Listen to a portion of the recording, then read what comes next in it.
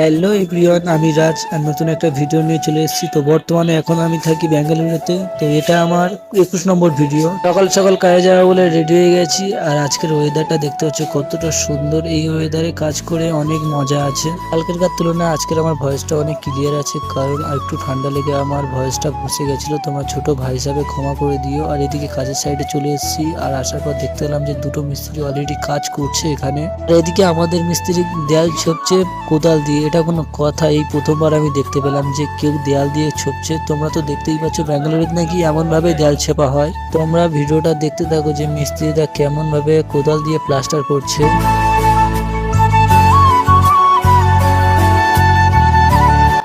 দিকে হেলমেটটা আমি খুলে রেখেছিলাম, রাখার পর এত মশা তোমাদেরকে কি বলবো।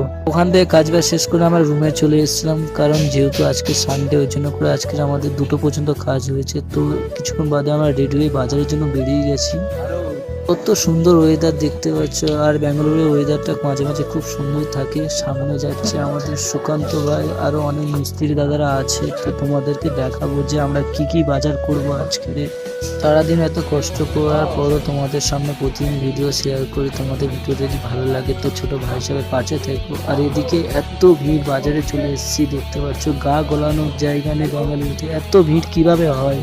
আজকে যেহেতু সানডে, ওই জন্য করে প্রচণ্ড ভিড় হয়েছে। আর ভিড়ের কারণে আমরা ভিডিও করতে পারছিলাম না, যেহেতু অনেক ভিড়। আর এদিকে আসার পর একটা মরিচের দোকানে গেছিলাম, আর আগুনের মতো দাম মরিচের, কি নেবো বুঝতেই পারছি না। আর তারপরে সবাই বললো যে আখের রস খাবো, তো আখের রস খেলাম, কারণ অনেক মজা লাগলো। তো ওদিকে আখের রস খাওয়ার পর আমরা সবাই মিলে একটু পানিপুরি খাওয়ার জন্য এসেছিলাম। তো আমাদের গ্রামের দিকে সবাই এটাকে ফুচকা বলে, তো আমরা ফুচকা খাই। তোমরা চ্যানেলটা ফলো করে নিও ছোট ভাই হিসাবে।